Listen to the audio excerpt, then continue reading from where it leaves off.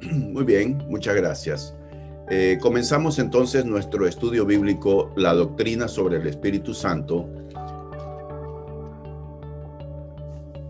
la personalidad del Espíritu Santo. Yo quiero que se preparen porque voy a hacer, cuando terminemos este punto, voy a hacerles unas preguntas sobre este primer punto.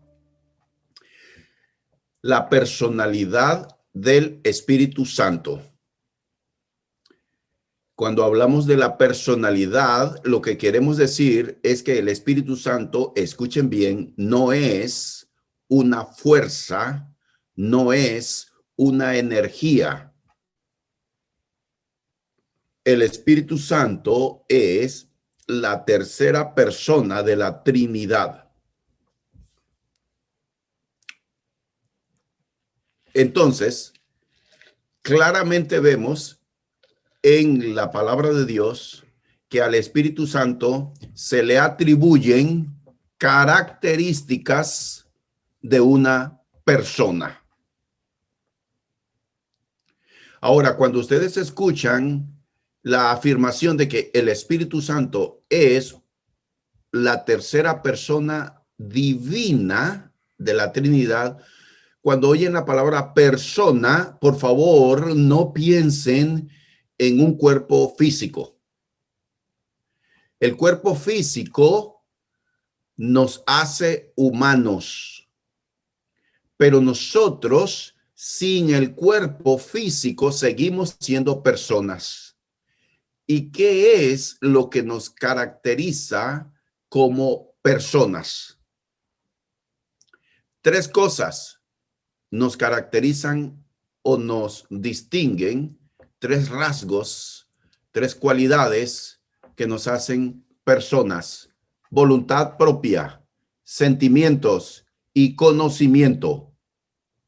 Tres cosas, hermanos, nos distinguen como personas. Por ejemplo, los animales no son personas, son seres vivos, pero no son personas. Los animales no tienen voluntad propia, actúan por instinto, el instinto de supervivencia. Ahora, el Espíritu Santo es una persona. Repito, no estén pensando de que tiene cuerpo físico. El cuerpo físico no es lo que nos hace personas. El cuerpo físico a nosotros nos hace humanos. Sin el cuerpo aún somos personas. Entonces, aquí tenemos cualidades que el Nuevo Testamento manifiesta que el Espíritu Santo posee. Tiene su propia mente o intención. Romanos 8:27. Tiene su propia voluntad. Primera de Corintios 12:11. Puede comunicarse con los hombres. Primera de Timoteo 4:1. Puede dar testimonio. Romanos 8:16. Gálatas 4:6. Puede prohibir. Hechos 16:6 y 7. Puede enseñar. Juan 14:26. Intercede por los cristianos. Romanos 8:26 y 27. Puede amar. Romanos 15:30. Puede sentir tristeza. Efesios 4:30. Uno puede mentir al Espíritu Santo. Hechos 5:3. El Espíritu puede ser afrentado. Hebreos 10:29. Y el Espíritu Santo puede ser blasfemado. Mateo 12:31. 12 cosas que el Nuevo Testamento habla sobre el Espíritu Santo y que son rasgos característicos de una persona. El Espíritu Santo no es una fuerza o una energía. Preguntas o comentarios. Quiero darles la oportunidad que hagan preguntas o comentarios.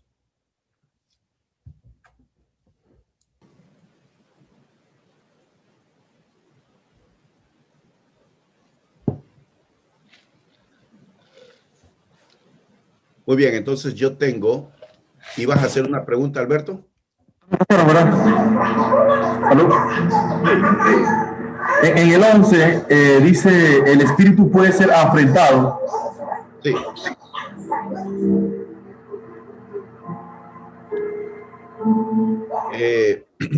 Busquemos entonces el pasaje bíblico. Si podemos leer en la versión Dios habla hoy, yo voy a leer en mi versión, en mi versión Reina Valera. Alguien que por favor me ayude rápidamente buscando ese mismo pasaje en otra versión. Si pueden encontrar Dios habla hoy, sería bueno. Hebreos capítulo 10, versículo 29. ¿Cuánto mayor castigo pensáis que merecerá el que pisoteare al Hijo de Dios y tuviere por inmunda la sangre del pacto en la cual fue santificado e hiciere afrenta al Espíritu de gracia? Y habla del Espíritu Santo. ¿Ibas a hacer algún comentario, Mario, sobre eso? No es la palabra afrentado. ¿A qué se refiere con eso? Ok, muy bien. Tenemos la versión Dios habla hoy. Daniel va a leer la versión Dios habla hoy.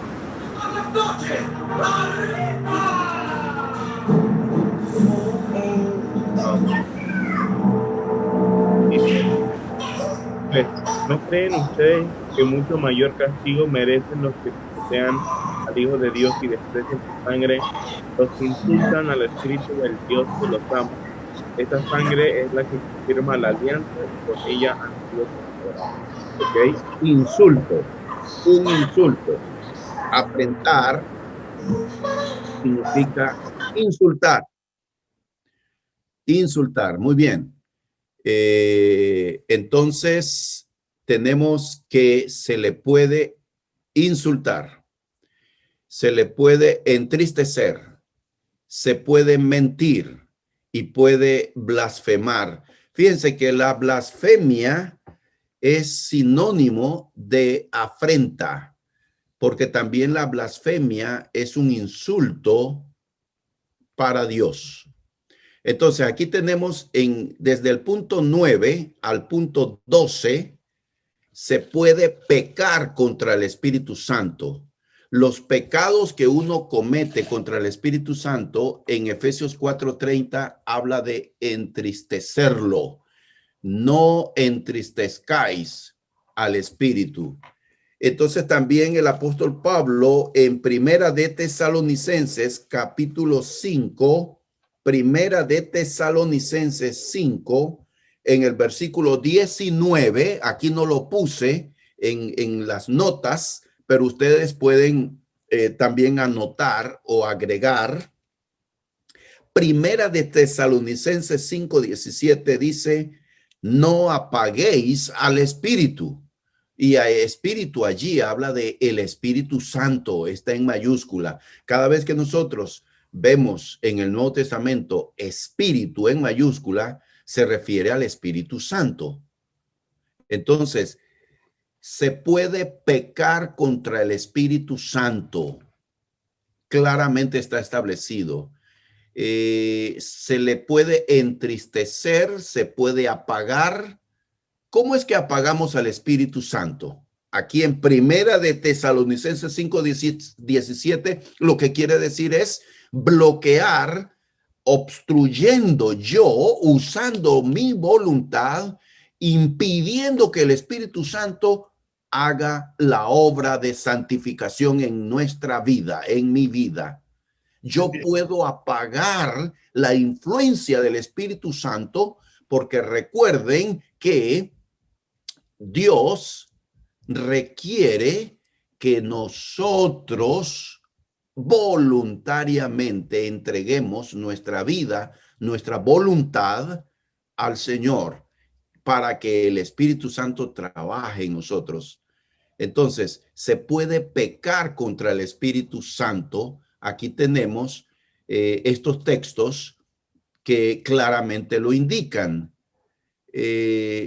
el apóstol Pedro en Hechos capítulo 5 le enfrenta o confronta a Ananías. ¿Se acuerdan de que una pareja de esposos en la iglesia de Jerusalén, al comienzo de la iglesia, esta pareja habían ofrecido entregar en donación todo lo que era el valor de una propiedad que tenían ellos? Hicieron el anuncio de que iban a donar todo el producto de la venta de esa propiedad. Y cuando vendieron la propiedad, Ananías y Zafira cambiaron de opinión, pero no notificaron ni informaron a la iglesia, sino que cuando llegaron, Ananías dijo: aquí está lo que obtuvimos de la venta de la propiedad. Y claramente era una mentira.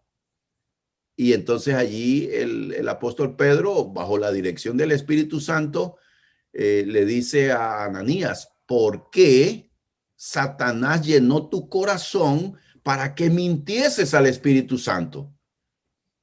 Hechos 5:3. Se puede mentir al Espíritu Santo. Muy bien. Pregunta. Daniel tiene una pregunta, vamos. ¿Es el Espíritu Santo omnisciente? Por supuesto que el Espíritu Santo, cuando dije al inicio que el Espíritu Santo es la tercera persona de la Trinidad, claro que el Espíritu Santo es omnisciente. Claro que el Espíritu Santo es omnipotente. Recuerden, en Génesis capítulo 1, dice claramente que el Espíritu se movía sobre la faz de las aguas, poniendo orden en el caos original.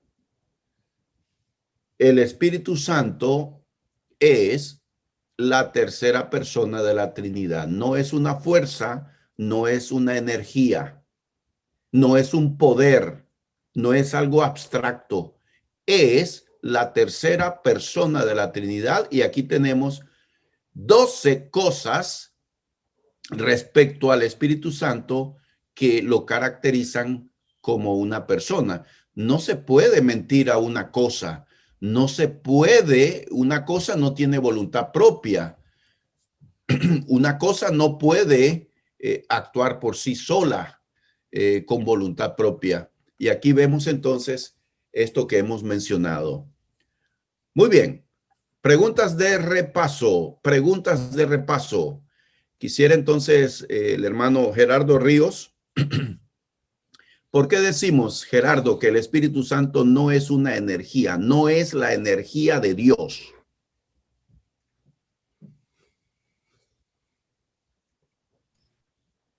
El Espíritu es una persona. Ok, muy bien. Mencióneme 2 cualidades del Espíritu Santo que lo hacen ver como una persona. Puede ser cualquiera de estos que hemos mencionado. Sí, cualquiera. Mencióneme unas 2, por ejemplo. Tiene su propia mente. Ok. Puedes sentir, lo puedes ofender. Así es, tiene su propia voluntad. Muy bien. Entonces, muy bien, hermano Beto, ¿se puede pecar contra el Espíritu Santo?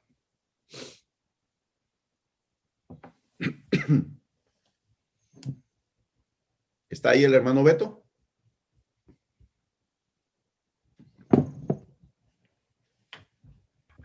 Sí, hermano.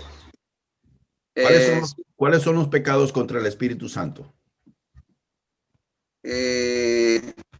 Bueno, ahí lo que acabamos de repasar está la blasfemia. Lo afrontamos, que casi usted explicó que es lo mismo. Uh-huh. Y mentir, que también eso es lo que encierra cuando pecamos. Ajá. Se puede entristecer y se puede apagar también. Amén. Muy bien, estamos claritos con este punto, entonces podemos avanzar en nuestro estudio bíblico, la doctrina sobre el Espíritu Santo. Varones, es muy importante este tema y este primer punto que acabamos de establecer.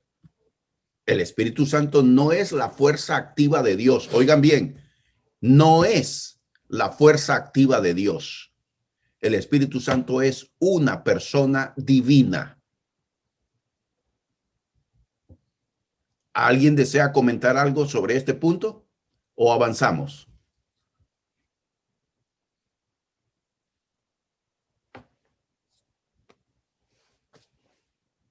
Continuamos entonces nuestro estudio bíblico.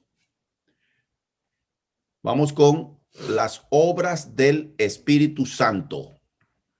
Hagamos un repaso de este punto, las obras del Espíritu Santo.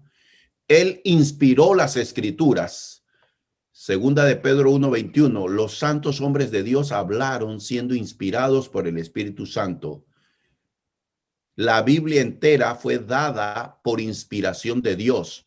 Segunda de Timoteo 3:16.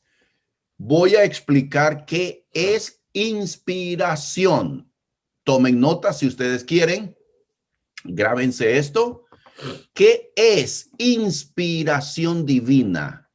Inspiración divina, oigan bien, significa que en el momento en que estos hombres escribieron ese mensaje que recibieron de Dios, ellos fueron guiados en su mente por el Espíritu Santo. El Espíritu Santo guió la mente, la reflexión y la investigación de estos hombres a fin de que cuando escribieran ese mensaje fuese sin error. Eso es inspiración divina.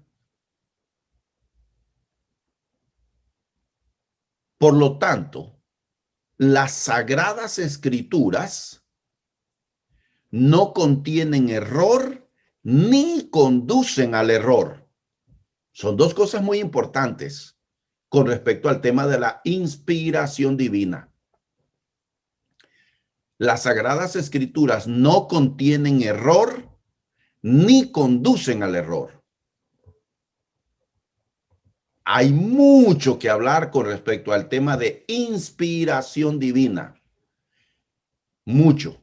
Sin embargo, estoy dándoles extractos y estoy dando definiciones básicas, fundamentales, que ustedes necesitan saber. Entonces, a ver, pregunto, a ver, Kenny, ¿estás allí? ¿Qué es inspiración divina?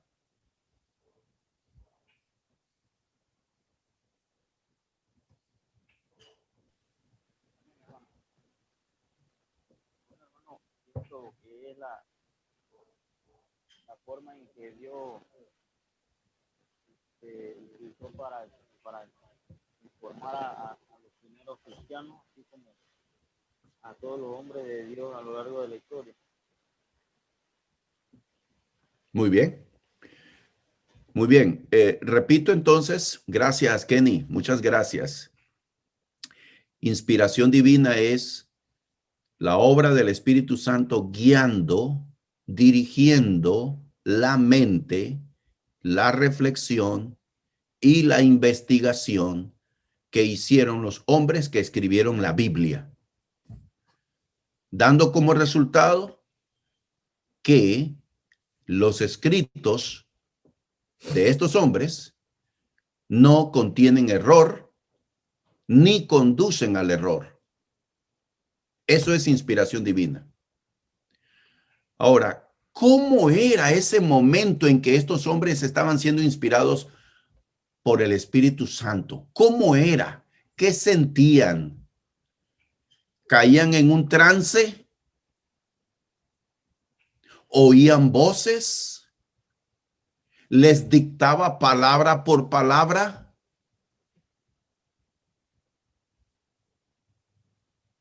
Yo creo que es como dice ahí mismo, inspiración. Uh-huh. Cuando uno está inspirado en un trabajo, piensa que es de... No quiere decir que piensa que es de uno, pero no tiene que pensar en lo que está escribiendo, sino él simplemente lo escribe. Y yo creo que así mismo es como dice inspiración. Cuando está inspirado en algo, lo escribe y ya. Sí. Miren, en algunos pasajes de la Biblia claramente vemos que ellos recibían el mensaje el mensaje, la revelación divina, y ellos lo escribían en su propio estilo, en sus propias palabras.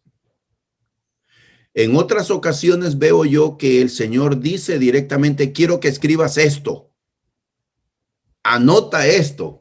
Y entonces recibían las palabras. En el caso de Lucas, que fue el que escribió el evangelio que lleva su nombre y el libro de Hechos, Lucas capítulo 1, versículos 1 al 4, en la dedicatoria que hace al inicio, Lucas dirige su libro a un creyente llamado Teófilo. Y él claramente dice allí, Lucas, que él investigó lo que escribió en el evangelio. Lucas no fue apóstol, Lucas no anduvo con Jesucristo, pero Lucas escribe el tercer evangelio sobre la vida y ministerio terrenal de Cristo. Entonces, claramente vemos que en el caso particular de Lucas, la inspiración divina consistió en que Dios guió la mente de él cuando él estaba investigando, preguntando a aquellos que anduvieron personalmente con Cristo.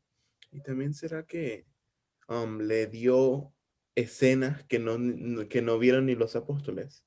Porque Lucas es diferente a los demás porque tiene cosas que no aparecen en nosotros. Así es. Definitivamente que el Señor lo guió. Entonces, miren, hay una palabra ligada al tema de la inspiración. Ustedes la han escuchado y es la palabra infalible. Infalible. La infalibilidad de las escrituras. Infalible significa que no se equivoca, que no hay error. Eso es lo que significa infalible. Entonces, las Sagradas Escrituras no contienen error ni conducen al error. Con respecto al tema de la inspiración del Espíritu Santo a los hombres que escribieron la Biblia, puedo agregar que la revelación de la voluntad de Dios, del plan de Dios, fue progresiva. Escuchen bien esto, hermanos. Continúo avanzando en este tema teológico. La inspiración divina fue progresiva, pero terminó. Oigan bien, repito, la inspiración divina fue progresiva, terminó, acabó, se completó. Fíjense, hermanos, la información que ustedes y yo tenemos ahora sobre la voluntad, sobre el plan de Dios, no es la misma que tuvo Jacob, no es la misma que tuvo Abraham. ¿Por qué? Porque Dios fue revelando su voluntad progresivamente. Pero su revelación se completó en Cristo Jesús. Cristo vino a revelar la revelación de Jesucristo sobre Dios, sobre el plan, sobre la voluntad, fue completa. Y tenemos el libro de Apocalipsis, el último libro de la Biblia. No hay, oigan bien, el Espíritu Santo no sigue, no continúa inspirando a hombres. El Espíritu Santo no sigue revelando la voluntad de Dios a hombres. No existe tal cosa. Dios completó todo lo que él quiso revelar. No hay nuevas revelaciones. Estos son conceptos doctrinales fundamentales que nosotros sostenemos. Entonces, ¿alguien quiere preguntar algo sobre este tema? El Espíritu Santo, estamos hablando de las obras del Espíritu Santo, estamos con el primer punto. Los demás puntos no voy a detenerme, así como en este punto número 1, él inspiró las escrituras, lo considero muy importante y por eso estoy deteniéndome. ¿Preguntas o comentarios?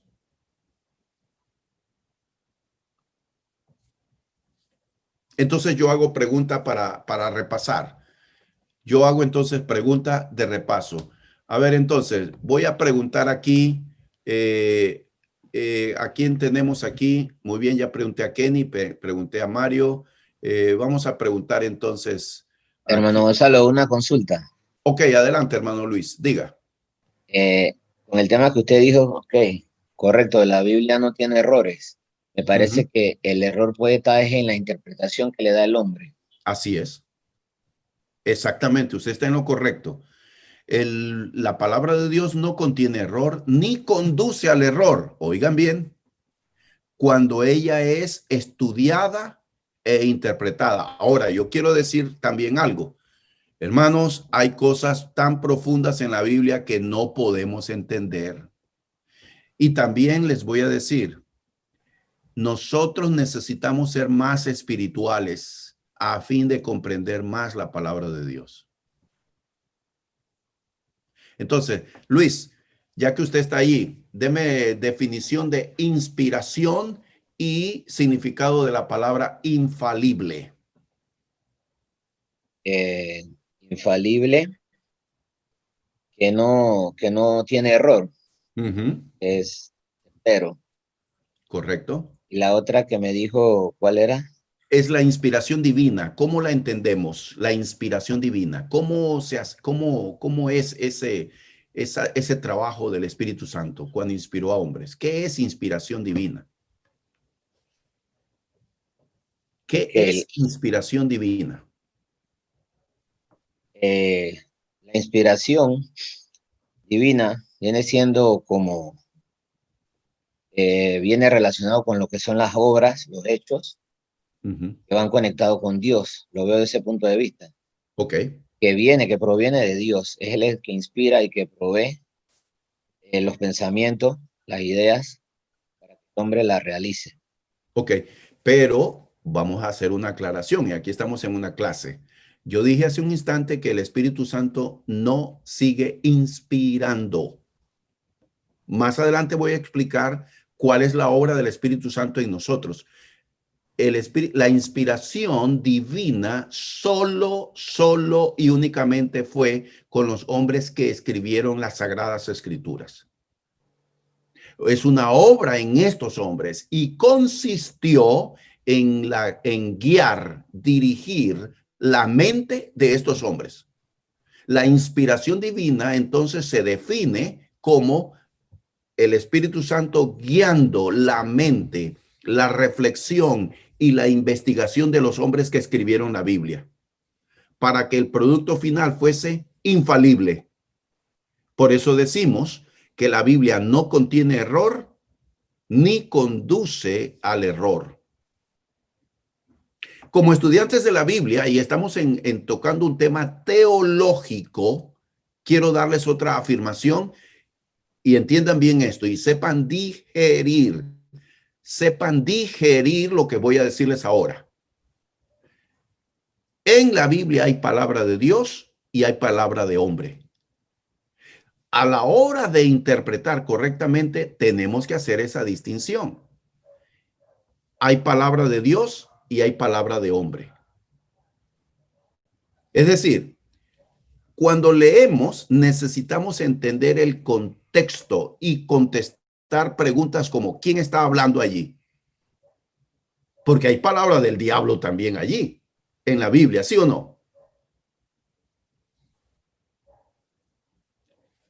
En la tentación de Jesús en el desierto, ahí hay palabra del diablo. El diablo le dijo, si eres hijo de Dios, haz que estas piedras se conviertan en pan. ¿Eso es palabra de Dios o es palabra del diablo? Es palabra del diablo. Y uno lo ve claramente. Entonces, así también cuando usted lee la Biblia, usted tiene que entender y situarse. ¿Quién está hablando aquí? Eso es lo primero. ¿Quién está hablando aquí? Y usted sabe y podrá distinguir leyendo el contexto. Bueno, allí es un hombre de Dios el que está hablando. Allí es Dios quien está hablando a través de este hombre. O allí está hablando un hombre en su humanidad. Por ejemplo, el libro de Eclesiastés. Ese es el clásico ejemplo, el libro de Eclesiastés. Cuando usted lee Eclesiastés, usted puede leer el relato de este hombre, Salomón, en su investigación por encontrarle el sentido a la vida, el propósito a la vida. ¿Y qué es lo que hace al hombre feliz? Y comienza diciendo que él experimentó con muchas cosas para, por sus propios medios y sus propios esfuerzos, encontrarle sentido a la vida y la felicidad. ¿Y el resultado cuál fue?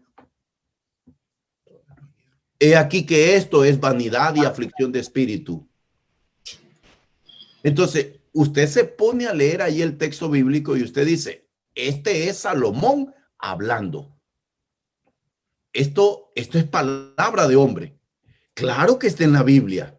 Y la Biblia conservó esas palabras de hombre. Pero nosotros debemos entender por qué y cuál es el contexto.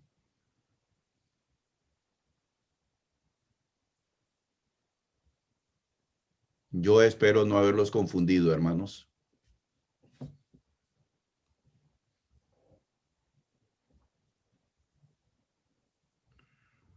Muy bien. Pregunta, alguien que me ayude.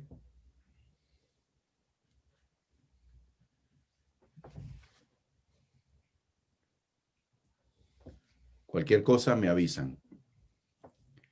La obra del Espíritu Santo, Él regenera al creyente. El creyente nace de nuevo del agua y del Espíritu. Juan 3:5. Es la manera en que Jesús describe la relación entre el Espíritu Santo y los hijos de Dios. El Espíritu es el que da vida. Juan 6:63. Sigo analizando las obras del Espíritu Santo. Santifica al creyente. Si usted es un hijo de Dios, su cuerpo es templo del Espíritu Santo. Primera de Corintios 6:19. Pablo escribió a los corintios, ¿no sabéis que sois templo de Dios y que el Espíritu de Dios mora en vosotros? Primera de Corintios 3:16. Noten esto, hermanos. En el momento en que rendimos nuestra vida a Cristo y fuimos bautizados, el Espíritu Santo entró a morar en nosotros y no sale, no está entrando y saliendo, hermanos. A pesar de que nosotros le seamos infieles, él permanece en nosotros. Obras del Espíritu Santo. Él llena el corazón del creyente con el amor de Dios. Dice, y la esperanza no avergüenza, porque el amor de Dios ha sido derramado en nuestros corazones por el Espíritu Santo que nos fue dado. Romanos 5:5. Juan escribe acerca de este amor diciendo, el perfecto amor echa fuera el temor. Primera de Juan 4:18. Continúo citando obras del Espíritu Santo. Él convence al mundo de pecado. Y cuando Él venga, convencerá al mundo de pecado, de justicia y de juicio. Juan 16:8. El medio que emplea es la palabra de Dios para convencer al mundo. Cuando nosotros compartimos el evangelio, tengan la plena certeza que el Espíritu Santo va a tomar las palabras que digamos y las va a introducir en el corazón de la persona que está oyendo. Y el Espíritu Santo es el que convierte. Nosotros no convertimos a nadie, hermanos. La obra de conversión es obra del Espíritu Santo. Abriendo el entendimiento, convenciendo a la persona de su condición, de que es pecador o pecadora y que necesita a Dios en su vida. Entonces, sí. Sí, hermano, una pregunta sobre cuando Saulo de Tarso iba camino de Damasco, fue obra del Espíritu Santo, ese cambio de convención, ¿verdad? Así es, hermano. Claro que sí. Él le tocó el corazón. Sí, sí, así es. ¿No fue Jesús mismo en persona? Se le apareció. Los tres actúan siempre en unidad y en armonía, el Padre, el Hijo y el Espíritu Santo. hay muchos pasajes bíblicos donde vemos la obra de este Dios trino, Padre, Hijo y Espíritu Santo, trabajando en perfecta armonía en todo. Obra número 6. Él le da al creyente discernimiento espiritual. Aquí vengo a un punto muy importante, hermanos, porque hace un rato dije, el Espíritu Santo no está inspirando. La obra de inspiración se completó cuando terminó la revelación de la voluntad de Dios, del plan de Dios, de la palabra de Dios, y la tenemos en las Sagradas Escrituras. Pero el Espíritu Santo sigue dando discernimiento. No es lo mismo, oigan bien, inspiración divina no es igual a discernimiento espiritual. Pablo dice en Efesios 1:18, pido que Dios les ilumine la mente para que sepan cuál es la esperanza a la que han sido llamados, cuán gloriosa y rica es la herencia que Dios da al pueblo santo. El Espíritu Santo lo que hace ahora es iluminar nuestra mente, ayudarnos a entender, a analizar, a comprender, a juzgar correctamente las cosas y especialmente la palabra de Dios. Cuando nosotros vamos a tener un estudio bíblico y hacemos una oración de apertura, lo que estamos pidiendo es que sea el Espíritu Santo nuestro maestro, que sea el que nos ilumine, el que guíe y nos ayude a entender la palabra que estamos leyendo, la palabra inspirada. Esa es la obra del Espíritu Santo. Y Pablo dice, y nosotros no hemos recibido el espíritu del mundo, noten allí espíritu en minúscula, sino el espíritu que proviene de Dios. Y aquí espíritu es el Espíritu Santo, para que sepamos lo que Dios nos ha concedido. Fíjense allí el apóstol Pablo en 1 Corintios capítulo 2, en ese pasaje, el contexto habla de el hombre natural no percibe las cosas que son del espíritu. El hombre natural no percibe las cosas que son del espíritu. Cuando él habla de el hombre natural, se refiere al hombre que no ha rendido su vida a Cristo. Y ese hombre se está guiando por la razón, por su mente, sin la dirección del Espíritu Santo. Entonces, el hombre natural no percibe las cosas que son del espíritu, porque necesitamos distinguir entre razón y discernimiento. Escuchen bien esto. Esto es también profundo y esto es palabra de Dios. Nosotros no razonamos la palabra de Dios. Nosotros discernimos la palabra de Dios. ¿Por qué? Permítanme explicarles. Este mundo está lleno de intelectualidad. Hay grandes cerebros en todas las ciencias. Hay premios, el premio Nobel de matemática, de física, de química, de medicina, etcétera. Pero esos grandes sabios no tienen el discernimiento para comprender las Sagradas Escrituras. Porque el problema del hombre no es falta de capacidad de razonar. El hombre tiene mucho razonamiento. Hay tecnología, hay avance en todos los campos científicos. Pero el problema del hombre es falta de discernimiento espiritual. Y para que tengan discernimiento espiritual necesitan reconocer que son pecadores y que necesitan a Cristo y arrepentirse y entregarse a Cristo para recibir el Espíritu Santo que les va a dar entendimiento espiritual, discernimiento. ¿Comentarios o preguntas, por favor?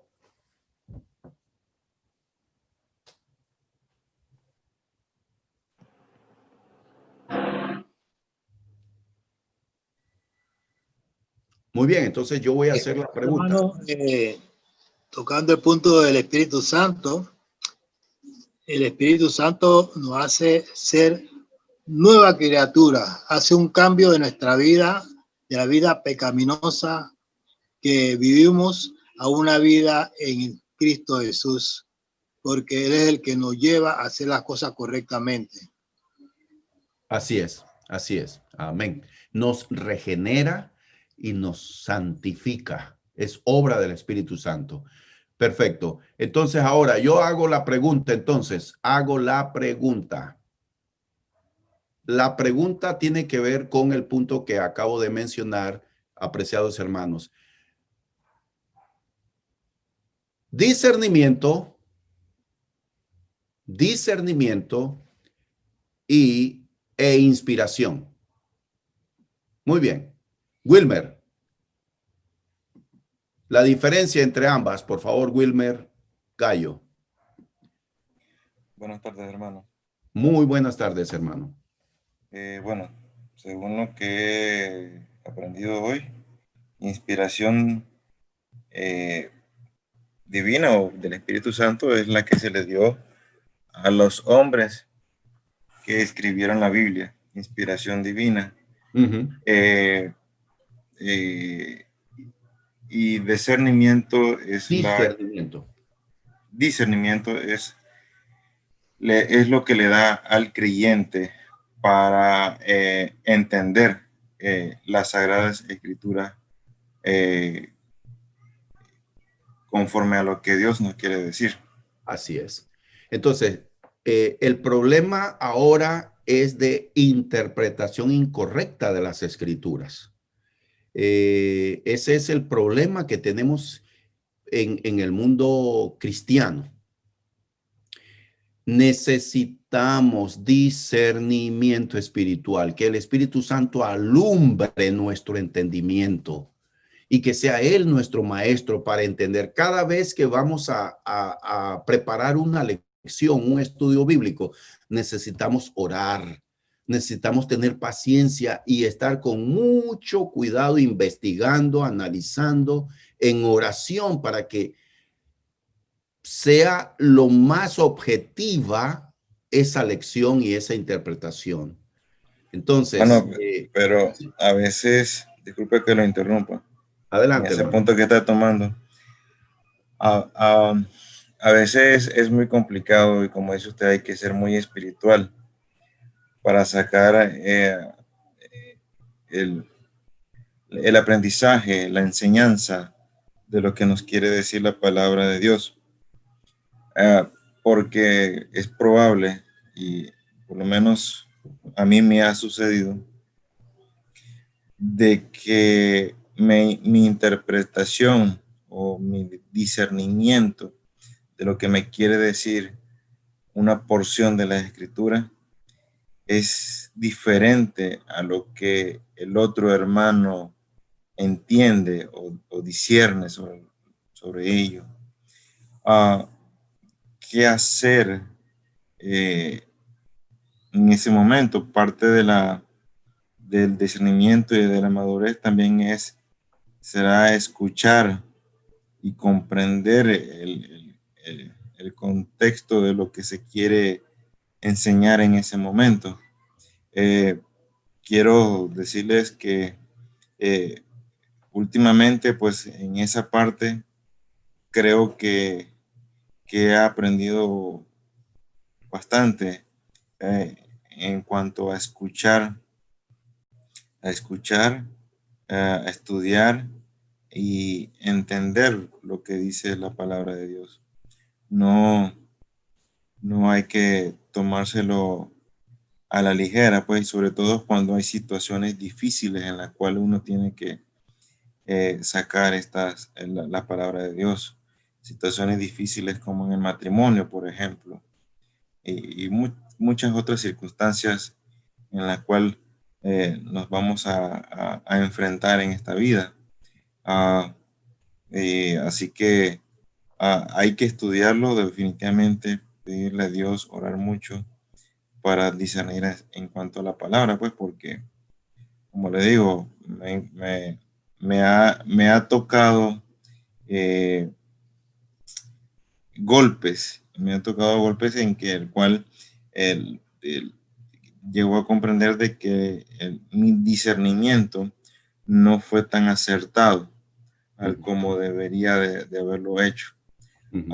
Y a veces eso puede llevarnos a una, ¿cómo le digo? O sea, no vuelvo a ser, a un temor, puede ser temor, sí, a un temor de continuar en la palabra de Dios, de continuar en la iglesia, pues, de continuar en lo que estamos haciendo, por ese temor a equivocarte. Pero no, hay que verlo desde la otra perspectiva. Véalo como lo que aprendiste, más que de lo que aquí te equivocaste. Definitivamente, hermano, es algo muy, muy profundo, algo muy serio que hay que tomarlo con sensatez, con mucha madurez y con cuidado, por supuesto. Claro. Entonces, mire, dos cosas que recomiendo respecto a este punto que acaba de mencionar el hermano Wilmer. Muchas gracias, Wilmer, por tu comentario muy acertado. Quiero comentar, uno, hermanos, necesitamos aprender principios bíblicos de interpretación. Principios, reglas que uno sigue a la hora de tomas un pasaje de la Biblia. ¿Qué cosas debes de tomar en cuenta para comprender bien ese texto bíblico? Tiene usted que empaparse con eso. Por ejemplo, el contexto, responder sencillas preguntas como quién está hablando, cuál era la circunstancia que estaba pasando esa persona o las personas a las cuales el autor está escribiendo, qué estaban pasando ellos, cuál era la circunstancia social, espiritual, la época. También usted tiene que entender el significado de palabras. ¿Qué significa esta palabra?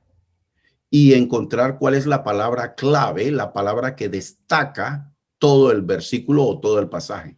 Y usted descubre que dicha palabra y busque qué significa en su sentido original esa palabra. Entonces, de esa manera usted va armando un rompecabezas y le va dando coherencia, lógica, a un mensaje, desarrolla un tema con coherencia y con lógica, tomando en cuenta todos estos aspectos de la palabra.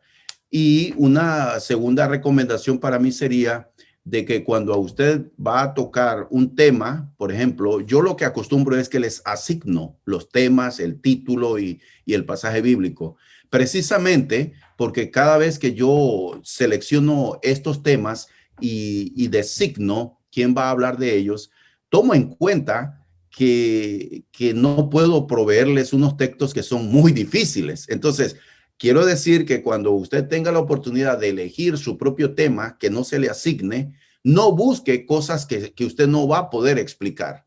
Entonces, algunos quieren entrar a un campo que todavía no dominan, entonces sería un error entrar a hablar de un tema que usted no domina bien. Entonces, esas son recomendaciones. Avanzo aquí con el tema entonces de las obras del Espíritu Santo. Él confirma a los hijos de Dios. El Espíritu mismo da testimonio a nuestro espíritu de que somos hijos de Dios. Romanos 8:16. El que cree en el Hijo de Dios tiene el testimonio en sí mismo. Primera de Juan 5:10. El fruto del Espíritu da testimonio de que el Espíritu Santo mora en la persona. Gálatas 5:22. Quiero detenerme aquí porque este punto es muy importante, hermanos. Miren, el Espíritu Santo habita en nosotros precisamente para santificarnos. Nosotros solos no podemos vivir la vida que Dios quiere. Saben ustedes que lo que carecía la ley de Moisés era santa, perfecta, era la palabra de Dios, la ley de Moisés. Sin embargo, los hombres bajo la ley de Moisés no tenían morando el Espíritu Santo en ellos. Por lo tanto, ellos leían lo que Dios quería que hicieran, pero no tenían ese poder espiritual para cumplir. Entonces, ahora, bajo la gracia, nosotros tenemos el Espíritu Santo que nos da el poder para vivir como Dios quiere. Y un fruto, un testimonio de que nosotros somos hijos de Dios es precisamente nuestra vida.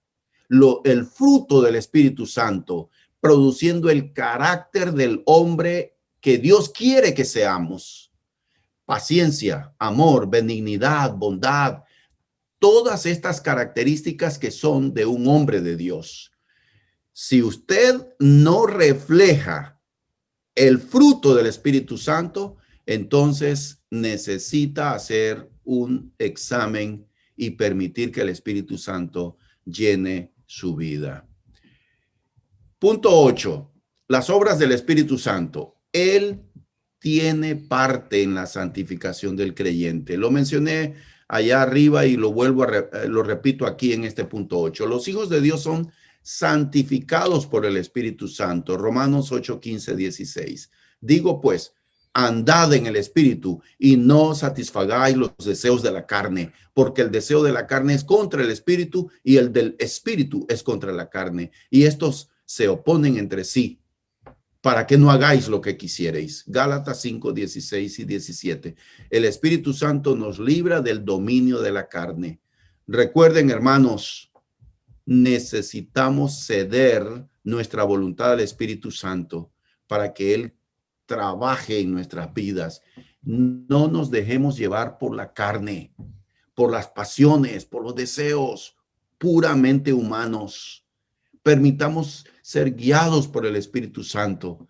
Si el Espíritu Santo mora en nosotros, debemos mostrar con nuestra vida que Él mora en nosotros. El Espíritu Santo es el sello de Dios. Punto 9.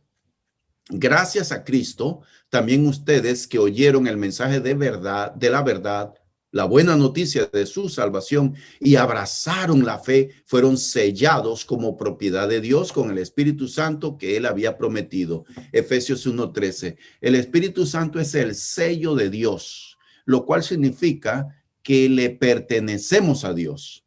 Pero también aquí en este texto, el apóstol Pablo habla de que el Espíritu Santo es las arras de Dios. Es una palabra que se traduce adelanto, abono inicial, la prima, lo que se da del inicio para la compra de una propiedad, garantizando que pagará el resto. Entonces, Dios nos da su Espíritu Santo como garantía de que va a cumplir su promesa de llevarnos al cielo, de que vamos a entrar en la gloria. El Espíritu Santo mora en nosotros como ese adelanto, como esa garantía de que Dios cumplirá. Qué maravilloso, ¿verdad, hermanos? Entender esta doctrina del Espíritu Santo. Es tan importante. ¿Qué significa el Espíritu Santo y cuál es su obra? Muy bien. ¿A quién es dado el Espíritu Santo? Es un repaso nada más. La Biblia dice que el Espíritu de Dios es dado a los que le obedecen. Hechos 5:32. A los creyentes arrepentidos. Hechos 2:38. A los que reciben a Cristo. Gálatas 3:5 y 14. ¿En qué momento recibimos el Espíritu Santo, hermanos? Cuando te bautizas. Cuando te bautizas, así es. Muy bien. Entonces, no, yo estaba pensando ahorita de que si tenían, bueno, aquí lo respondió, porque si uno quizás se pone a pensar, preguntaría cómo los hombres del Antiguo Testamento tenían el Espíritu Santo o fueron inspirados, pero ahí dice a los que lo obedecen. Entonces, como ellos obedecían, ellos fueron dados el Espíritu Santo sin tener que bautizarse. No. Y voy a hablar de ese tema, el Espíritu Santo en el Antiguo Testamento. Voy a entrar dentro de el siguiente punto. Nosotros recibimos el Espíritu Santo y quiero enfatizar, cuando nacemos de nuevo del agua y del Espíritu, cuando obedecemos al Evangelio, recibimos perdón de nuestros pecados, recibimos el Espíritu Santo que entra a morar en nosotros. Somos añadidos a la iglesia inmediatamente, simultáneamente. Ahora, El Espíritu Santo, hermanos, no está entrando y saliendo de nuestras vidas. Nosotros apagamos al Espíritu, nosotros entristecemos al Espíritu, pero Él está allí. En la clase anterior yo les mencioné que puede llegar un momento en que el Espíritu Santo nos abandone y Dios nos libre porque cuando el Espíritu Santo abandone a alguien, ya no hay posibilidad de arrepentimiento. Entonces, nadie puede decir, ninguno de nosotros puede decir, fulano de tal que estuvo en la iglesia, el Espíritu Santo lo abandonó. Eso solo Dios lo sabe. Muy bien. Entonces, el punto número siguiente, el fruto del Espíritu Santo, Gálatas 5. Quizá la obra más visible del Espíritu Santo es su fruto en la vida diaria de la persona. Esto se ve claramente en el gran contraste que encontramos en Gálatas 5:19. Y yo aquí voy a abrir la Biblia porque este punto es importantísimo. Gálatas 5 dice en el versículo Gálatas 5, versículo 16, digo pues, andad en el Espíritu. Aquí hay un imperativo, hermanos. Andad, una orden. Andad en el Espíritu y no satisfagáis los deseos de la carne. Entonces, veamos aquí el versículo 19, Gálatas 5:19. ¿Cómo podemos saber quién anda en el Espíritu y quién anda en la carne? Gálatas 5:19. Y manifiestas son las obras de la carne, que son adulterio, fornicación, inmundicia, lascivia, idolatría, hechicerías, enemistades, pleitos, celos, iras, contiendas, disensiones, herejías, envidias, homicidios, borracheras, orgías y cosas semejantes a estas, acerca de las cuales os amonesto, como ya os lo he dicho antes, que los que practican tales cosas no heredarán el reino de Dios. Note usted, el apóstol Pablo está hablando a cristianos de la región de Galacia, en lo que es Turquía actualmente. Y Pablo les dice, miren, así viven las personas que son guiadas por la carne. Y entonces él menciona tres grupos de pecados. Pecados que tienen que ver con la sexualidad, de inmoralidades sexuales. Pecados que tienen que ver con malas relaciones interpersonales. Y pecados que tienen que ver con falsas creencias, falsas doctrinas. Tres grupos de pecados, llamados pecados de la carne. El que se guía por la carne. Carne allí, el apóstol la emplea en el sentido de las pasiones que obran a través del cuerpo, que utilizan el cuerpo. El concepto carne en el lenguaje paulino tiene que ver con eso. El cuerpo es el instrumento de estas pasiones. Y luego entonces menciona allí en Gálatas capítulo 5, ¿verdad? El versículo 22. Mas el fruto del Espíritu es amor, gozo, paz, paciencia, benignidad, bondad, fe, mansedumbre, templanza. Contra tales cosas no hay ley. No hay condenación para quienes viven bajo la dirección del Espíritu Santo. Es muy importante, hermanos. ¿Saben por qué? Porque en el mundo pentecostal, en el mundo evangélico, se habla mucho del Espíritu Santo.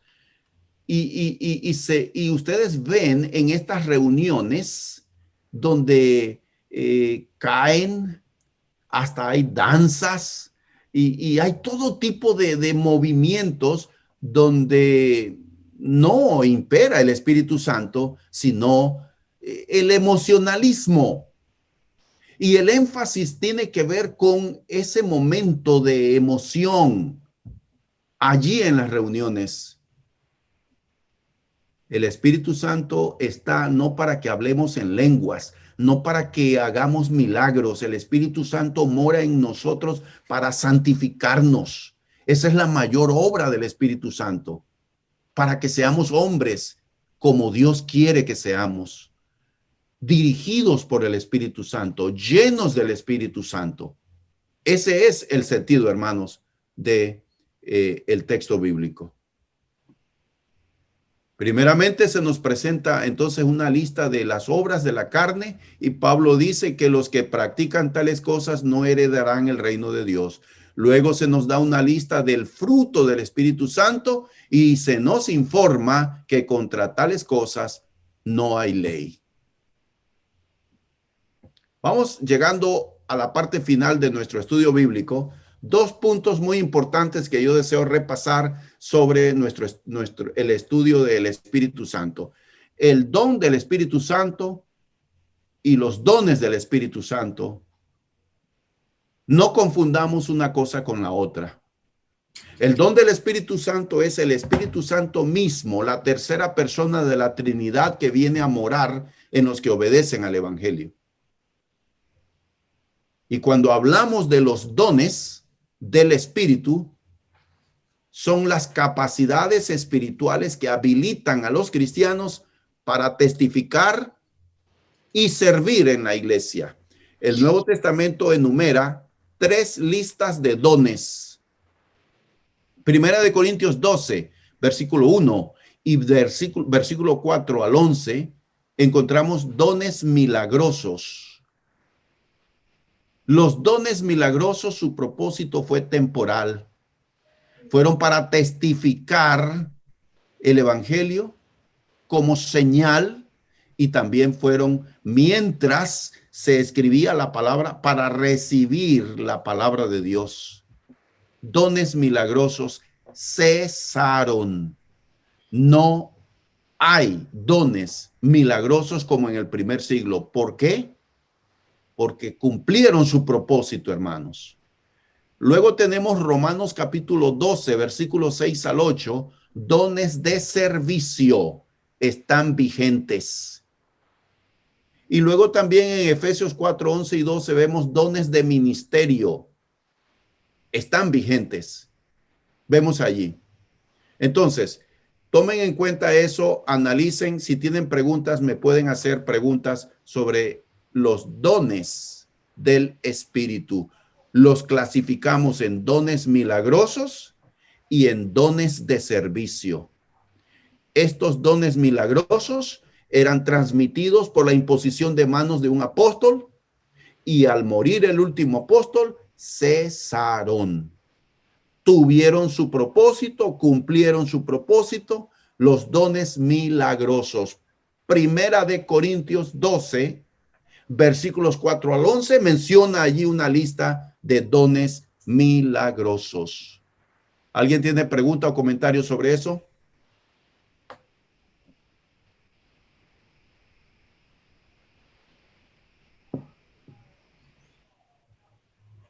Finalizo con este punto muy importante, hermanos. El bautismo del Espíritu Santo y el don del Espíritu Santo. El bautismo en el Espíritu Santo es el cumplimiento de una promesa hecha en el Antiguo Testamento, Joel 2:28. En los postreros tiempos derramaré mi espíritu sobre toda carne. Ahí hay una promesa. Y luego entonces es repetida por Juan el Bautista, Mateo 3:11. Y Cristo Jesús la repite, Hechos 1:5. Esta promesa del Padre fue cumplida en el día de Pentecostés, que siguió la muerte, la resurrección y la ascensión del Señor Jesucristo. Hechos 2:1 al 4. En aquel día Cristo Jesús derramó el Espíritu Santo sobre toda carne. Hechos 2, 16, 17 y 33. Se cumple la promesa del Padre hecha por Joel 2, 28, el profeta Joel. Desde aquel momento glorioso, el Espíritu Santo es recibido por todos aquellos que Dios llamare por medio del Evangelio.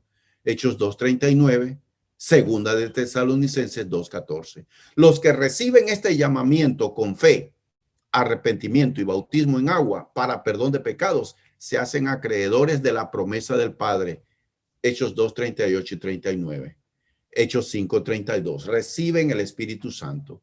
La promesa consiste en recibir el Espíritu Santo. En el Antiguo Testamento, Daniel, el Espíritu Santo solo era recibido por los profetas, el sumo sacerdote y reyes de Israel. El Espíritu Santo no moraba en todos los israelitas.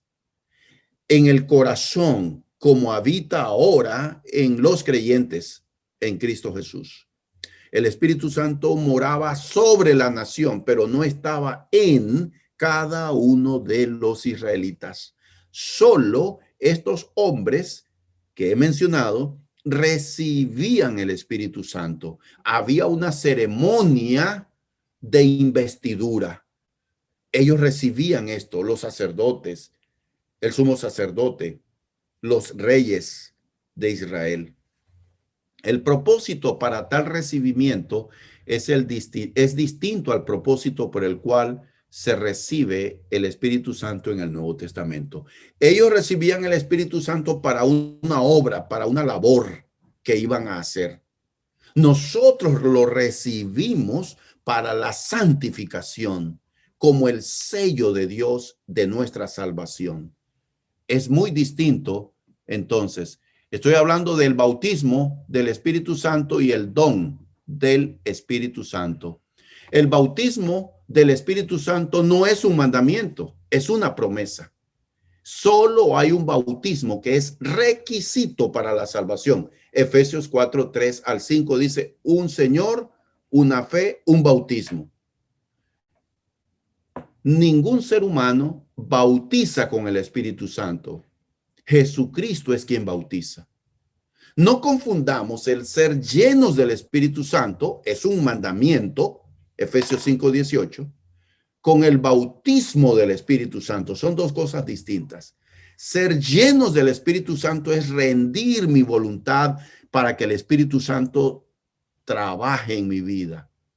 Permitir que el Espíritu Santo me guíe, me dirija. No es ser bautizado con el Espíritu Santo. Muy bien, entonces, preguntas o comentarios. A ver, hermanos.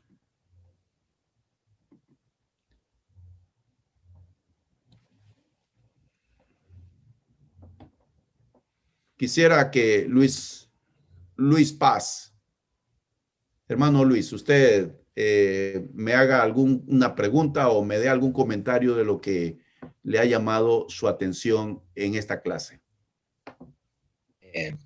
Lo último que dijo acerca de los hombres del Antiguo Testamento, el Espíritu Santo no estaba sobre todo el pueblo, solamente tenía su selección.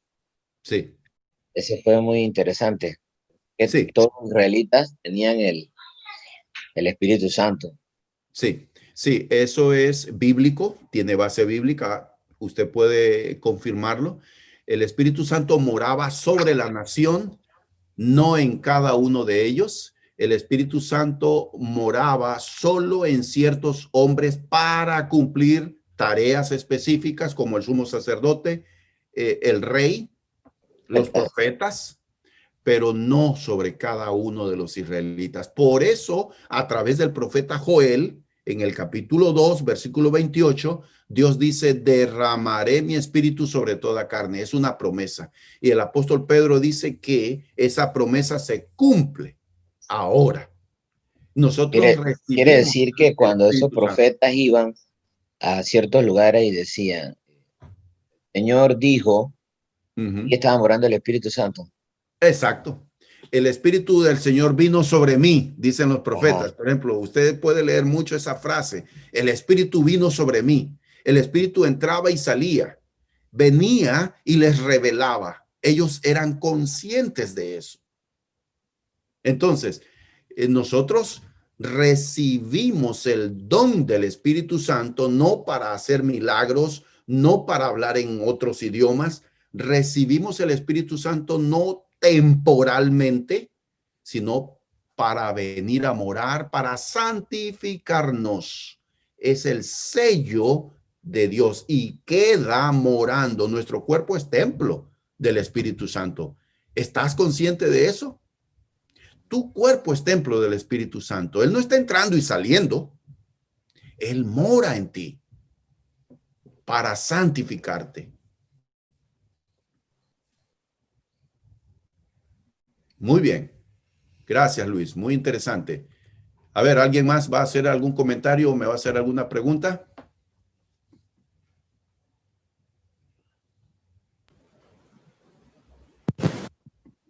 ¿Sí?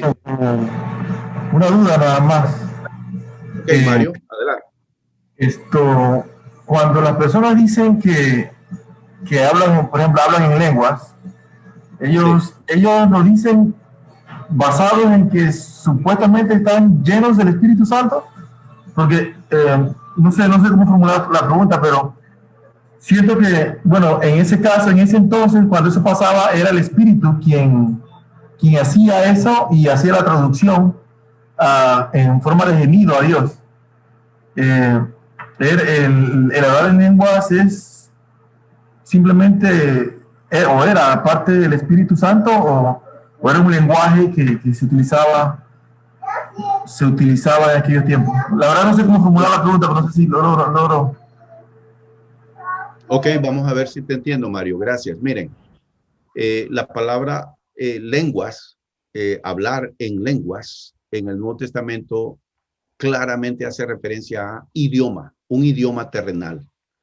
Los hombres que tenían el don de hablar en lenguas, ellos hablaban otro idioma sin haberlo aprendido por obra del Espíritu Santo. Y no era hablar en lenguas para Dios, era para testimonio de los hombres. El hablar en lenguas era un don que se necesitaba ejercer siempre y cuando hubiera alguien que tuviera el don de interpretación de lenguas. Primera de Corintios capítulo 12 claramente establece eso. Usted lea el pasaje. Yo les he enviado este material, esta lección, para que ustedes repasen. Ahí ustedes pueden ver claramente que tenía que haber un intérprete en presente para que el que tenía el don de hablar en lenguas pudiera usarlo. Entonces, lo que vemos hoy en día en el pentecostalismo, en las iglesias donde dicen que hablan en lenguas, en realidad ese no es hablar en lenguas. Eso no es guiado por el Espíritu Santo. Lo digo con todo respeto. Sí, Luis. Y ahora que toca ese tema, entonces, cuando ellos hablan así, porque yo lo he visto, las palabras que ellos dicen, son aprendidas o son inventadas, sacaron de un texto. ¿De dónde salen esas palabras? Sí, mire, lo que prevalece en estas reuniones es el emocionalismo. Bajo un fuerte estado de emoción, la persona queda como en una especie de trance y empieza a decir cosas que no tiene. Eso no es hablar en lenguas de la Biblia. No es ningún idioma. No es ningún idioma, no tiene ningún significado y eso no es guiado por el Espíritu Santo. Eso es producto del emocionalismo. No hay el don de hablar en lenguas, tal y como dice la Escritura. Usted lea, por ejemplo, Hechos capítulo 2, cuando el Espíritu Santo es derramado. Hechos capítulo 2, el Espíritu Santo es derramado. Dice que los discípulos empezaron a hablar en lenguas y allí establece claramente, miren, Hechos capítulo 2, versículo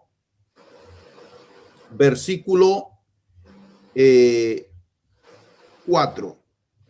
Dice, y fueron todos llenos del Espíritu Santo y comenzaron a hablar en otras lenguas según el Espíritu les daba que hablasen. Allí habla el poder del Espíritu Santo. Versículo 5. Moraban entonces en Jerusalén judíos, varones piadosos de todas las naciones bajo el cielo. Y hecho este estruendo, se juntó la multitud y estaban confusos porque cada uno les oía hablar en su propia lengua.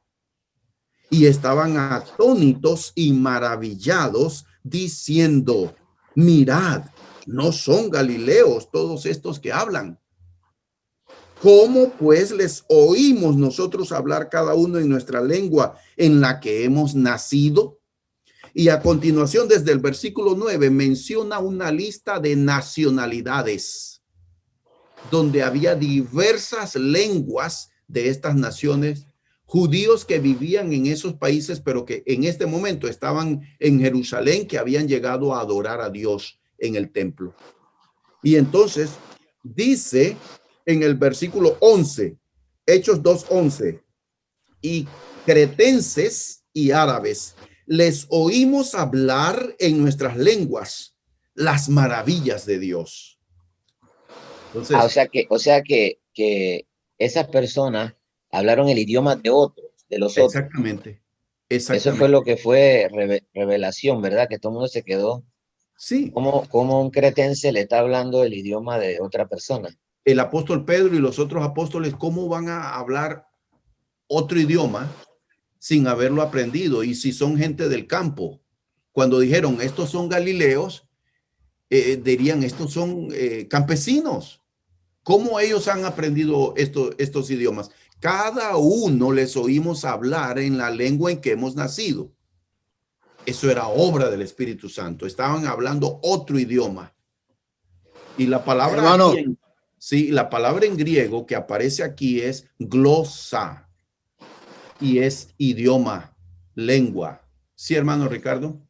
Sí, yo estuve en la oración hace muchos años y lo que están comentando sobre hablar lengua, yo me quedé escuchando y entonces fui y pregunté sobre cómo tú hablas en lengua. Escríbeme por lo menos para ver qué es lo que dice ahí.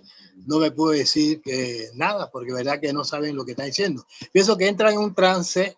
Así es. Imitando prácticamente en su cuerpo y en su mente esa parte, porque eso piensa que eso es mental, que la persona actúan a través de un trance, porque no que hablan en lengua, no, si entran en un trance, porque yo le pregunté, escríbeme lo que tú no sabes, porque si tú estás hablando en lengua, tú tienes que escribirlo también. Claro. En ese momento para nada. Bueno, sí. Eso, definitivamente. Así es, hermano Ricardo, así es. Definitivamente, miren, en estas reuniones prevalece el emocionalismo. Con todo respeto lo digo. Con todo respeto, respeto el sentir, pero esta clase ahora es para hablar de eso. Y podemos, con todo respeto, expresar, tengo mucha admiración, tengo mucho respeto hacia el mundo evangélico. El juicio solo es de Dios, no es mío. Sin embargo, permítanme expresar mi convicción, mi entendimiento de las Sagradas Escrituras en este contexto de ahora, de esta clase. Todo lo que expresamos, estas reuniones avivadas, prevalece el emocionalismo, le dan mucho énfasis al emocionalismo. No creo, lo digo, no creo que eso es obra del Espíritu Santo. Yo tengo gran admiración y gran respeto hacia el mundo evangélico, pero en este aspecto no creo que sea obra del Espíritu Santo. Recuerden, Dios sigue siendo Dios. Dios no ha disminuido su poder. Yo creo que Dios actúa y conforme a su voluntad hace milagros en nuestras vidas. Pero los dones milagrosos, Primera de Corintios capítulo 12, usted puede leer la lista que menciona allí. Esos dones cesaron. tenemos dones del Espíritu que son dones de servicio. Romanos capítulo 12. Usted lee allí los dones que el Espíritu Santo sigue dando para servir en la obra de Dios. Los dones milagrosos tenían otro propósito. Ahí mismo dice que si uno simplemente lee, dice la forma en que se recibían los dones, si era por un apóstol. Y ellos, los que recibían, no podían dar. Entonces, cuando se murió el último que recibió, ya se perdieron los dones milagrosos. Ahí lo dice la Biblia. Sí, así es. Muy bien, entonces, apreciados hermanos, esta clase ha sido interesante. Continuaremos con otro tema interesante, profundizando en nuestras raíces bíblicas, doctrinales, para tener un sólido fundamento en nuestras vidas y el conocimiento de la verdad, la sana doctrina, hermanos. Sana doctrina. Muy bien.